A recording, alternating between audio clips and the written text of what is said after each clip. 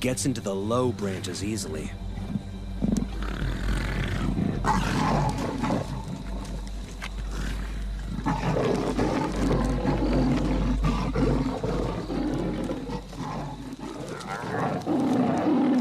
Cornered. The mother has no option but to meet her fate on the ground.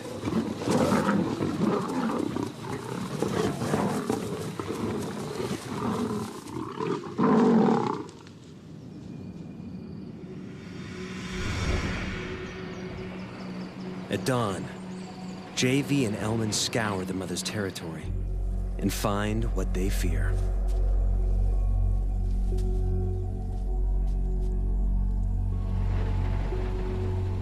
Their leopard, brutally injured, dying.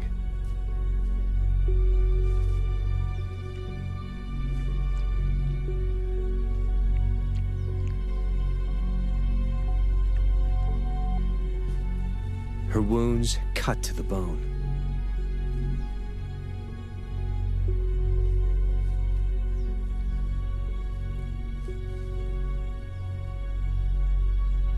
They watch as life slips from her torn body, and their window into the world of leopards closes.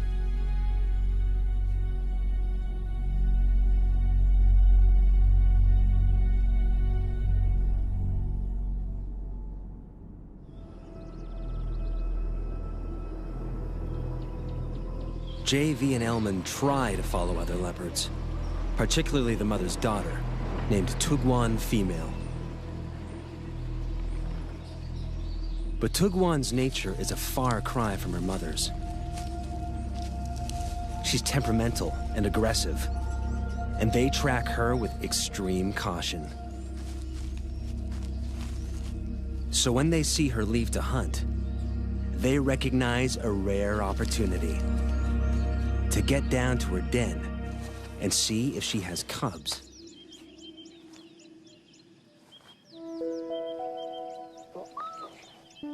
What JV finds changes his life. A tiny female cub emerges from the den.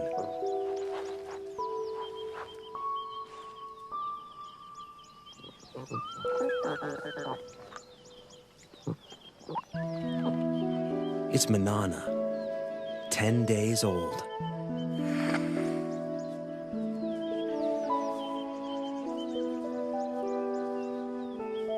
JV's window into the world of leopards opens once more.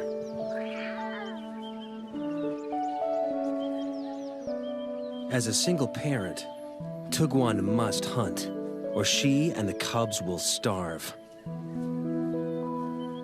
So, in their first weeks of life, Manana and her brother are often left unguarded at the den.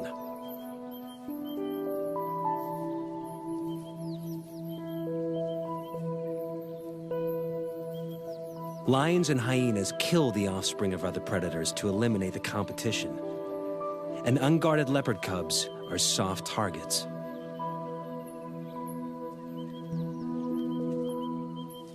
But the dense bush and cavernous rocks of the Tugwan riverbed protect this den like a fortress, allowing Manana and her brother to hone their skills in relative safety.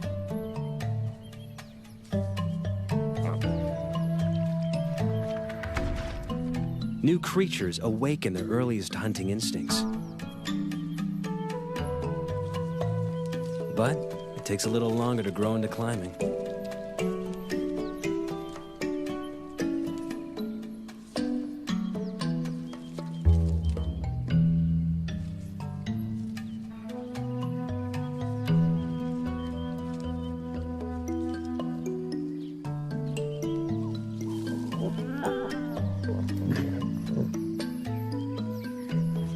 But practice makes perfect.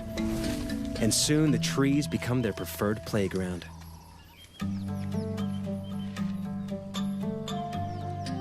And everything in them, fair game.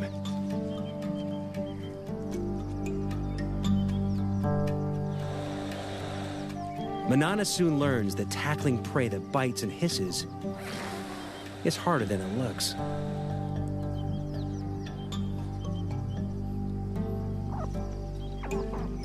She heads down after easier prey.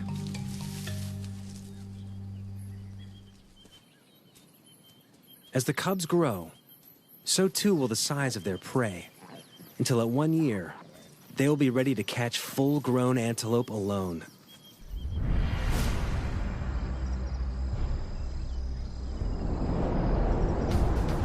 As adults, the treetops of Londolozi will become their domain. The dense woodlands are perfect leopard habitat, abounding with a diversity of prey.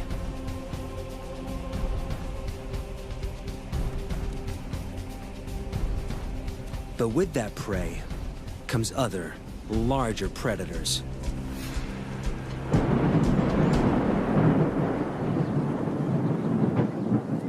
Manana learns early in her solitary adult life that catching prey is only the first hurdle. Keeping it is always a far tougher task.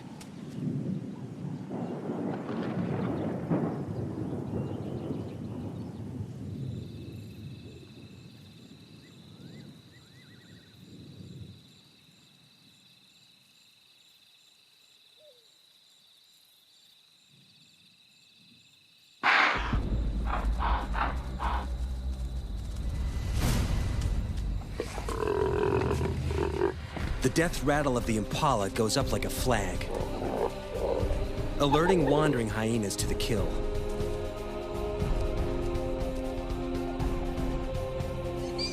They'll stop at nothing for a free meal. And with a bite that can crack bone, they make deadly enemies. Manana is in mortal danger.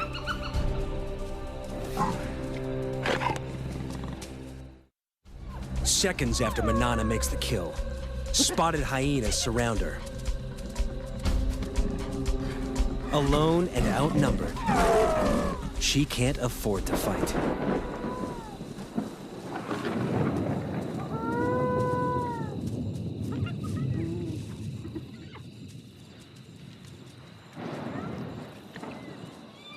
The hyenas, on the other hand, can't help fighting. A strict hierarchy guts feeding. With so many mouths, underlings must be kept out by force. Soon, the feeding frenzy turns into a riot, allowing Manana to sneak in and steal back her carcass.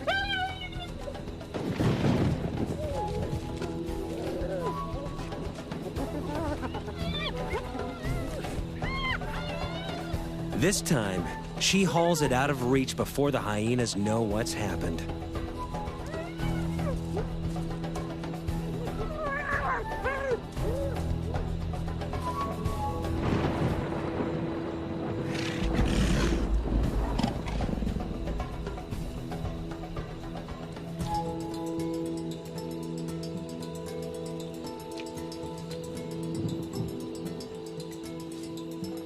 She eats her fill while she can. But hyenas are relentless.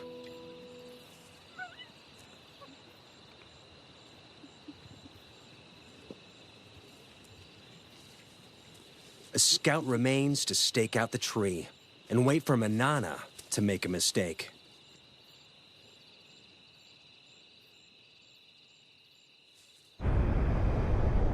Leopards inevitably lose kills to predators.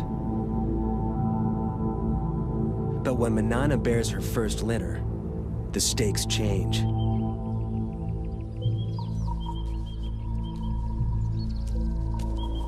Predators are a constant, mortal threat to leopard cubs. Here in the Kruger National Park, they kill 1 in 2 infants. But even at only 4 years old, Manana proves to be an excellent mother. Her den sites are all but invisible.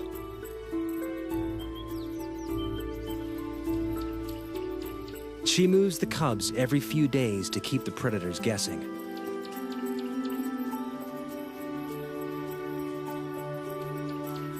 Never staying in one den long enough to build up a telltale scent trail.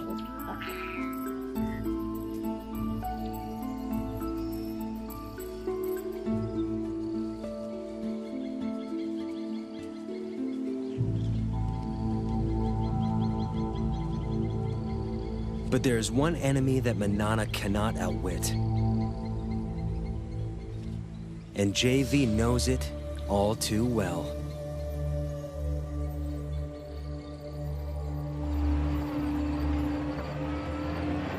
A female leopard, which we called Sunset Bend female, contracted psychoptic mange.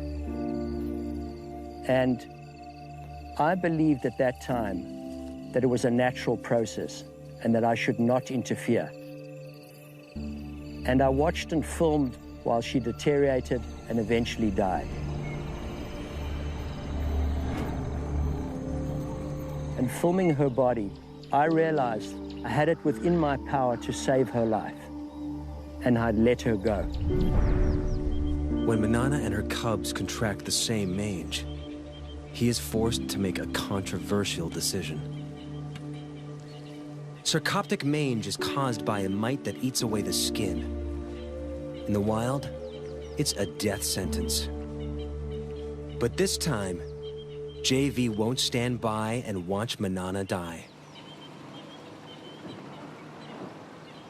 To treat the mange, JV will dart a drug called ivermectin directly into Manana and her cubs.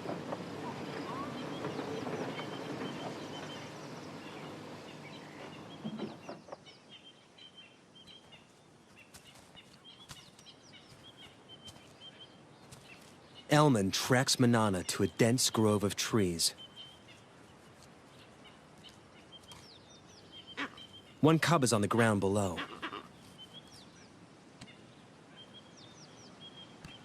The other in the low branches. They must move fast. The darts will hurt. Manana may see it as an attack on her and the cubs, and fight back.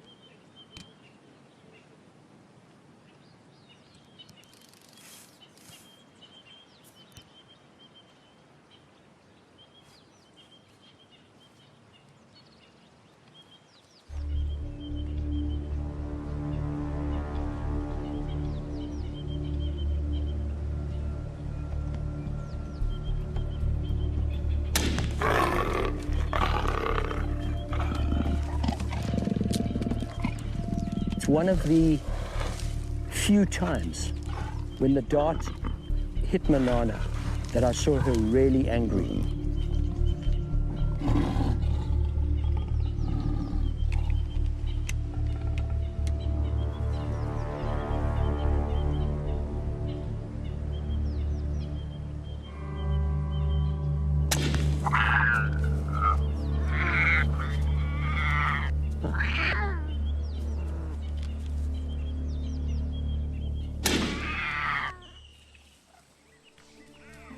The risk is worth it.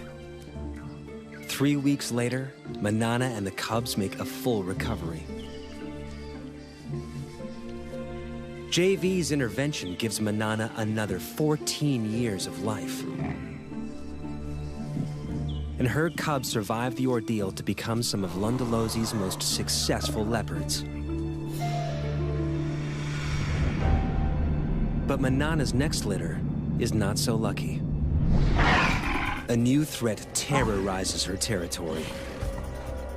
Male leopards. Territorial males kill cubs that aren't theirs so that females can bear their cubs instead. When two competing males invade Lundalosi from either side, it turns into a killing spree, as they repeatedly destroy each other's offspring. After losing 2 consecutive litters, Manana makes a move to end the slaughter. She seeks out one of the males and entices him to mate.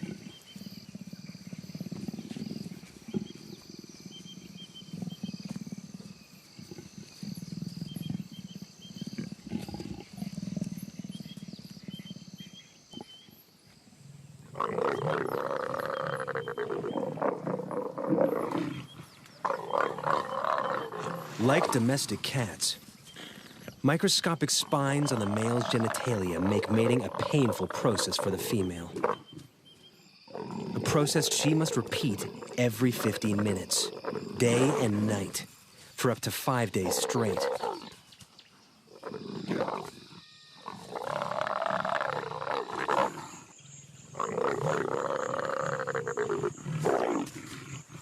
The repeated couplings force Manana's body to ovulate and help to ensure conception.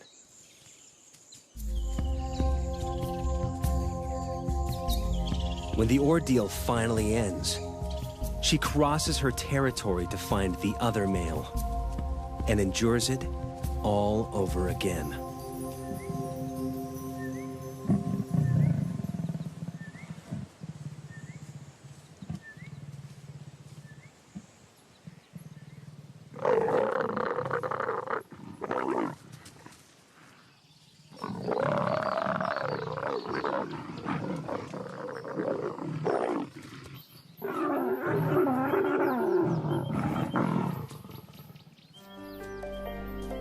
By mating with both males, Manana deceives them into thinking the resulting cubs will be theirs.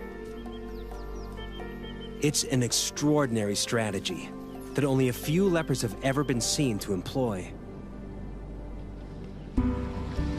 And it pays off. 3 months later, she has a single tiny cub.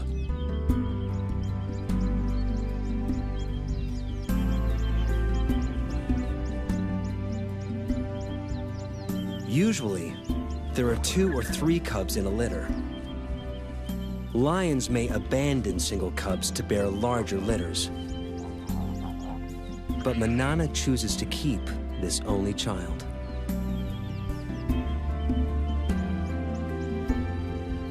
The rocky den hides many inaccessible crevices, and its perimeter is guarded by dense thorn trees. A lion or hyena will have to work hard to reach the cub. Manana leaves it safely concealed in the rocks and heads off to hunt.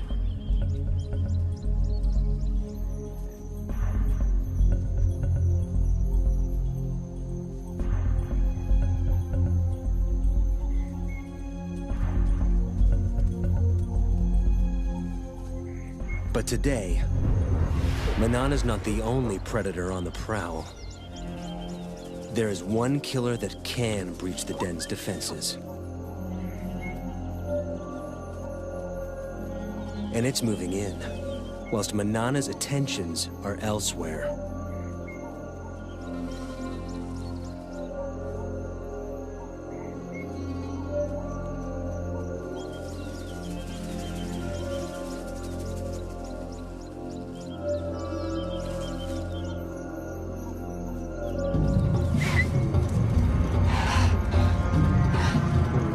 Hunt failed, Manana heads home.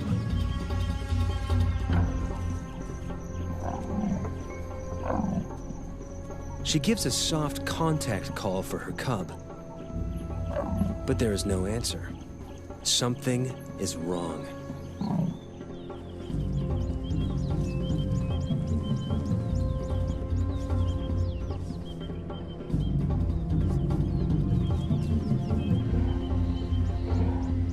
It takes only a second to recognize the killer. An African rock python, swollen with a cub-sized meal.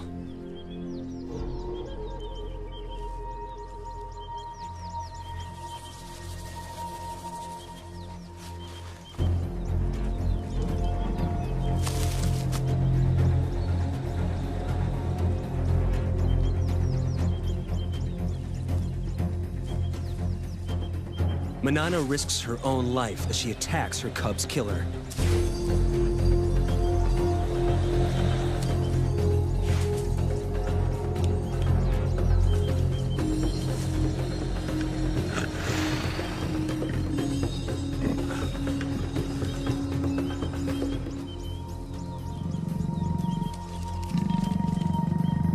The python retreats into the thorns.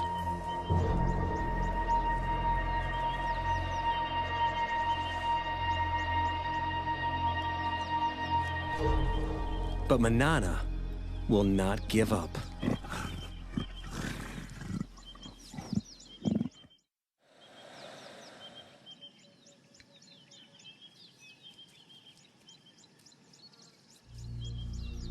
For 3 hours, she lies silently, staking out the python's cave.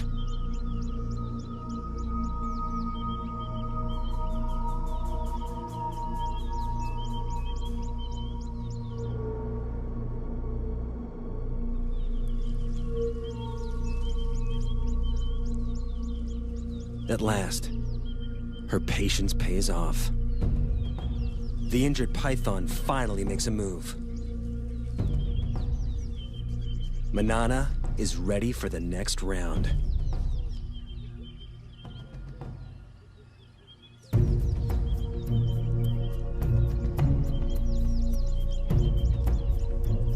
She waits until it's clear of the cave.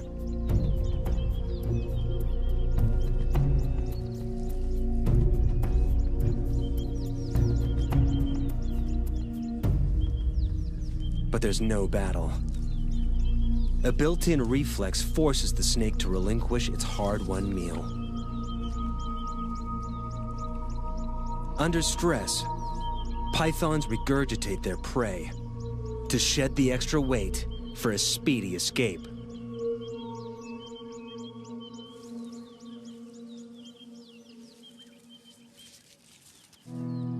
But Manana has abandoned the attack. She's got what she came for.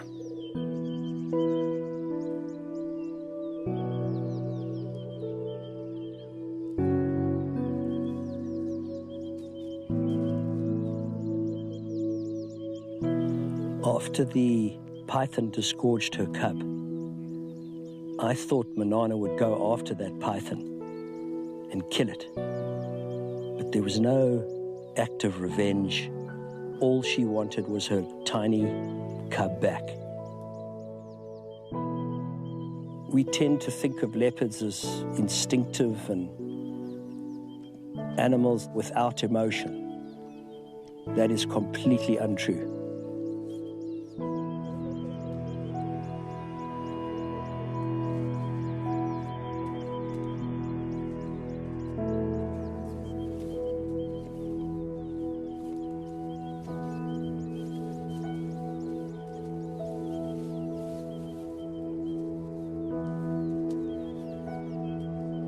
Manana carries the body away from the den and begins to consume it.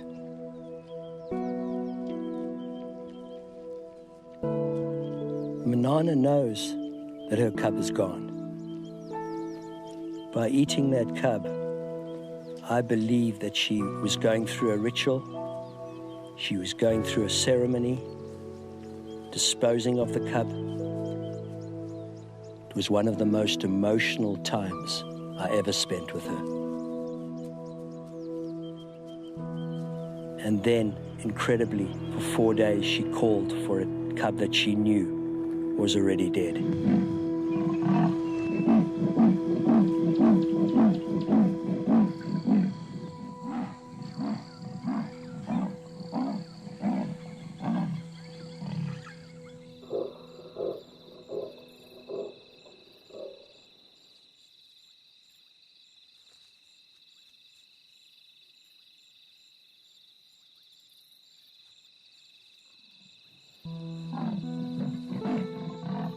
As a filmmaker, it's hard to just turn your camera on and capture the scene because it cuts very, very deep.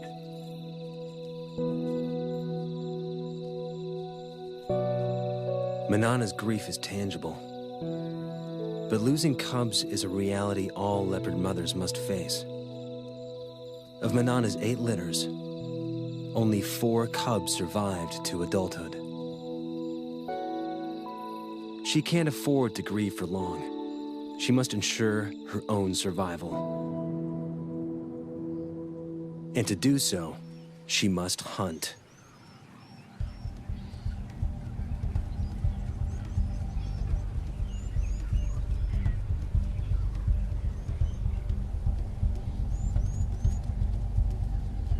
Her 15-meter vantage gives her a bird's-eye view on potential prey.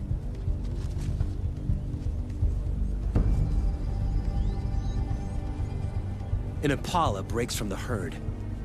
Manana has her target.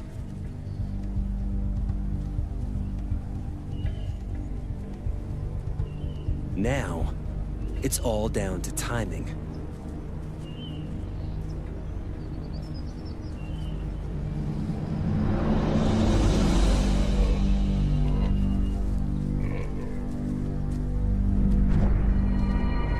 She makes it look easy, but this aerial assault is rarely witnessed.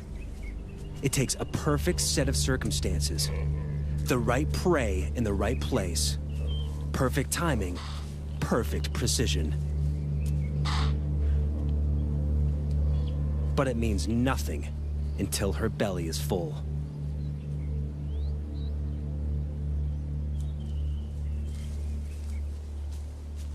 She needs to get the kill off the ground quickly. But even the trees aren't always safe.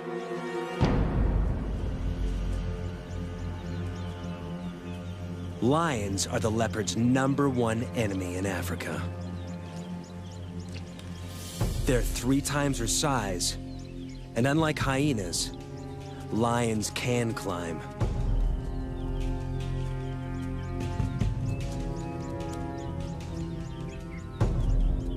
Like her grandmother, it's a threat she can't escape.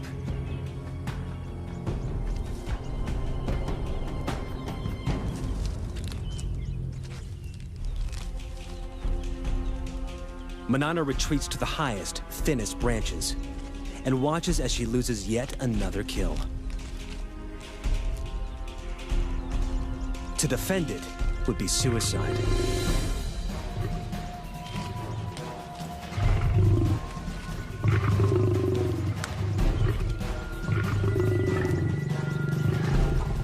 The pride's forces grow.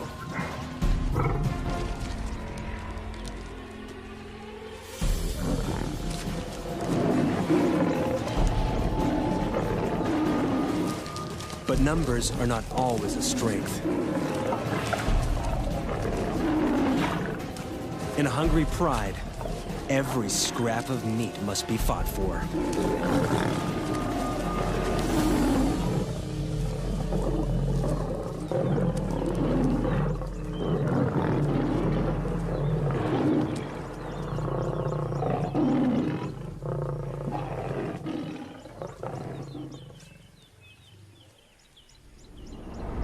With the enemy distracted, Manana makes a swift exit.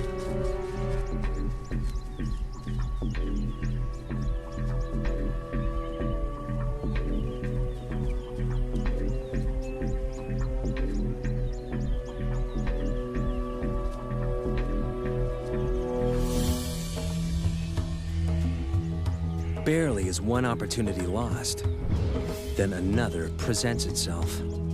A cheetah is on the hunt. They may look similar, but the cheetah is a very different animal to Manana. They're matched in weight, but the cheetah's long, streamlined body is built for speeds of over 100 kilometers an hour.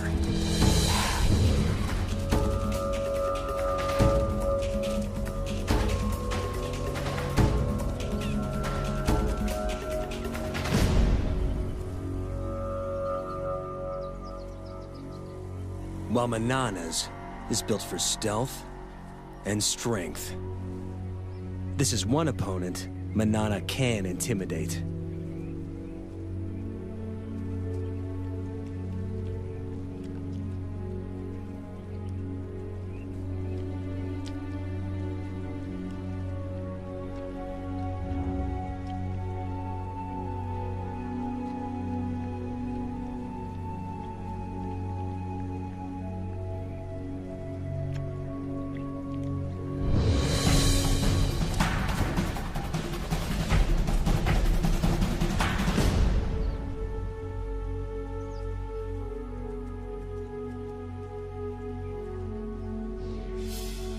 Leopards only pick fights they can win, except when it comes to territory.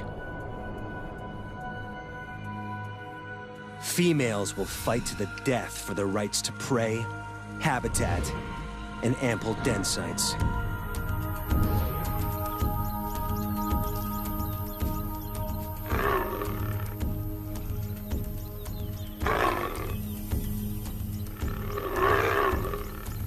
In her prime, Manana is a formidable opponent.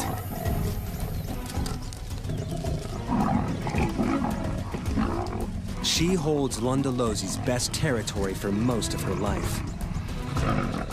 But keeping it means fighting often.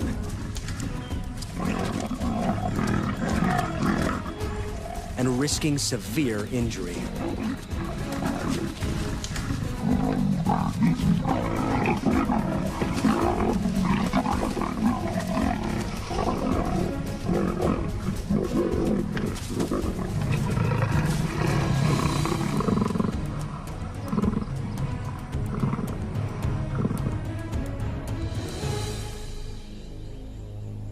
As Manana grows older, those injuries begin to take their toll.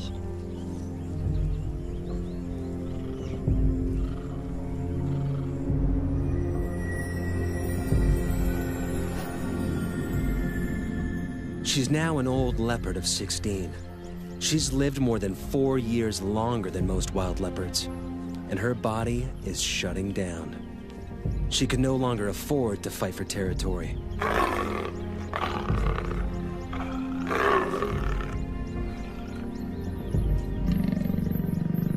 She must watch, humbled, as younger, fitter females mark on her turf and claim the best of her territory.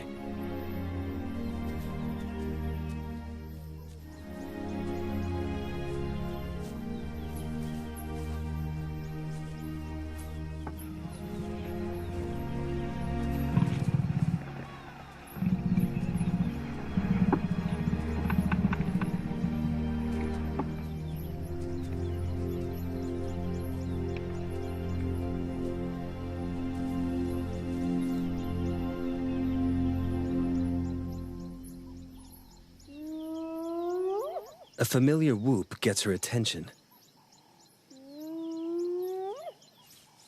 A much-needed meal could await nearby.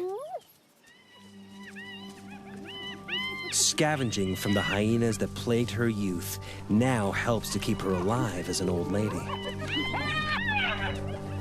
As usual, they fight over who has the right to feed. It's getting tougher and tougher for her to hunt. So if she can scavenge some meat from this kill, it'll keep her going for a while. And as the meat gets separated and spread around, she may have a chance to pick up a piece of meat and jump into a tree. But while there's so many hyenas, it's very, very dangerous for her to go in now.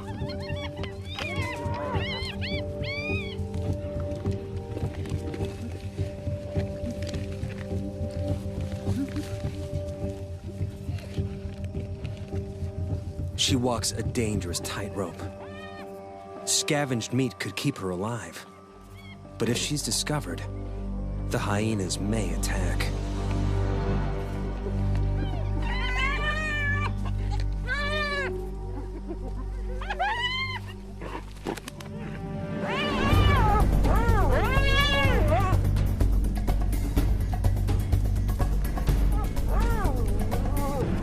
She's safe in a tree. But she's trapped. The hyenas will show no mercy if she comes down.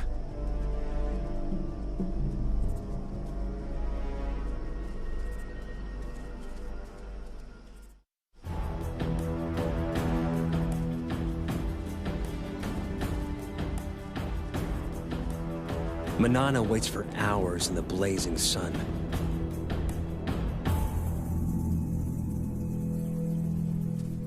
Until the hyena matriarch makes off with the last of the carcass. With the hyenas fat and fed, it's safe to come down at last.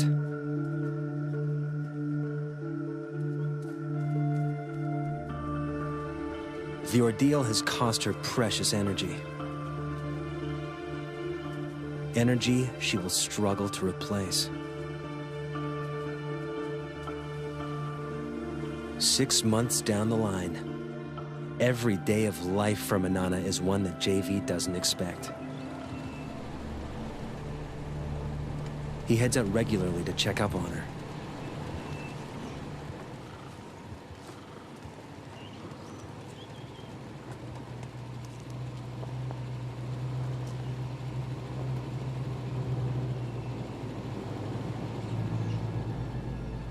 She's in the treetops, and she's seen something. She'll eat anything she can catch now, no matter how small.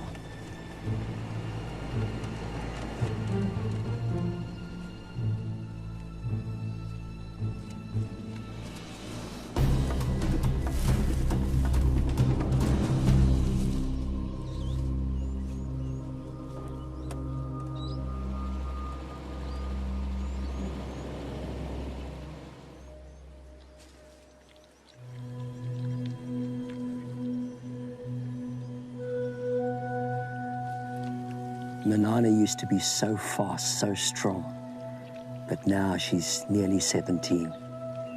She's had to adapt to catching smaller prey. She's caught this monitor lizard, but still surviving, still using every trick to ensure her survival. She's very old. She can't have long to go.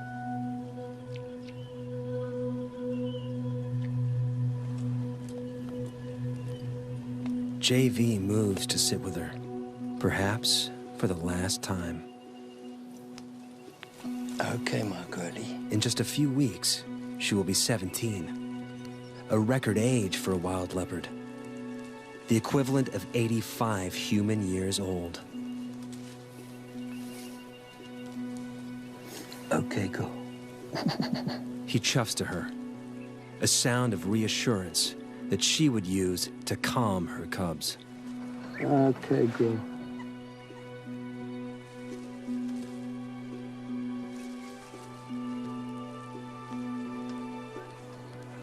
Okay, girl. Okay, girl.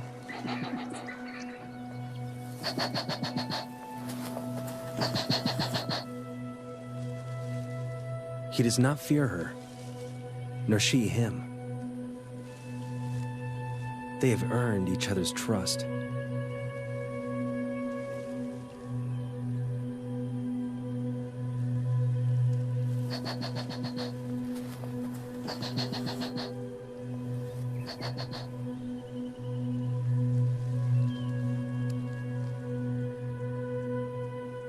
There are few people who could lie a body's length from a wild leopard.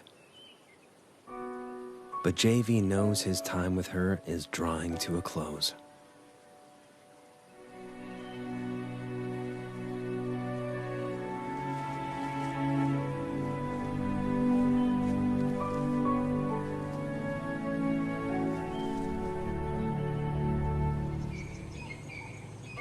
Soon the day comes where JV no longer finds Manana anywhere in her territory.